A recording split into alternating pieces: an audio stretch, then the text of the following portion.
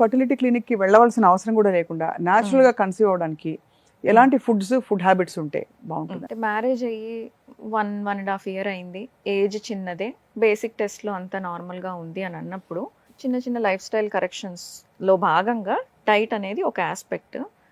Diet అనగానే పెద్ద పెద్ద చార్ట్స్ రాయించేసుకొని ఫాలో అవ్వాలని లేదు. Keep it very simple. ఎందుకు అనంటే మనం ఈ డైట్ ఫాలో అయ్యేది ఓన్లీ ఆ స్టిపులేటెడ్ పీరియడ్ కోసమే కాదు. అంటే ప్రెగ్నెన్సీ వచ్చేస్తే అయిపోతుందా? కాదు. 9 months అయిపోతుందా? కాదు. బేబీకి ఫీడింగ్ ఇచ్చేస్తే అయిపోతుందా? కాదు. సో మనం డైట్లో ఎలాంటి చేంజెస్ చేసుకున్నా కూడా అవి ఫర్ ఎవర్ బతికినన్ని రోజులు ఫాలో అయ్యేలాగా ప్లాన్ చేసుకోవాలి. సో చాలామంది పట్టుకొని ఆ డైట్ని అలా ఫాలో అయ్యి వదిలేస్తారు. అది కాదు.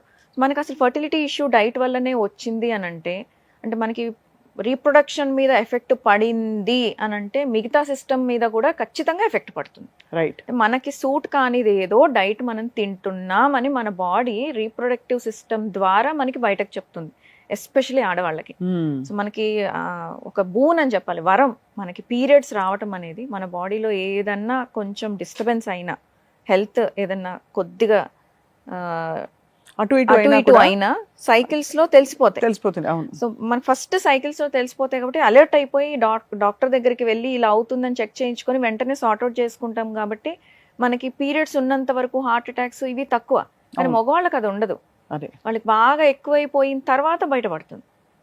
సో అలాగే మనం డైట్ ఏదైతే మార్చుకుంటామో అది ఎప్పటికీ ఫాలో అయ్యేలాగా దాన్ని మోడిఫై చేసుకోవాలి. 1. సెకండ్ థింగ్, ఈజీగా ఉండాలి. వింత ఫ్యాన్సీ డైట్స్ ప్లాన్ చేసుకొని అది మన టైంలో సగం టైం ఆ డైట్ ప్రిపరేషన్కే అయిపోయేలాగా ఉండకూడదు. దానివల్ల మళ్ళీ స్ట్రెస్ వస్తుంది, వేరే పనులకి టైం మిగలదు. అవును.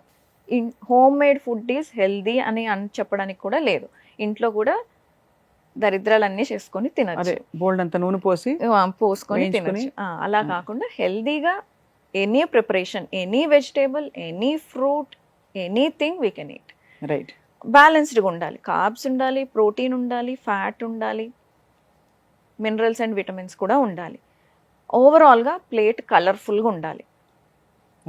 సో ఇంత రైస్ వైట్గా, మూల ఎంతో ఇంత కూర పెట్టుకుంటే అది బ్యాలెన్స్డ్ డైట్ కాదు.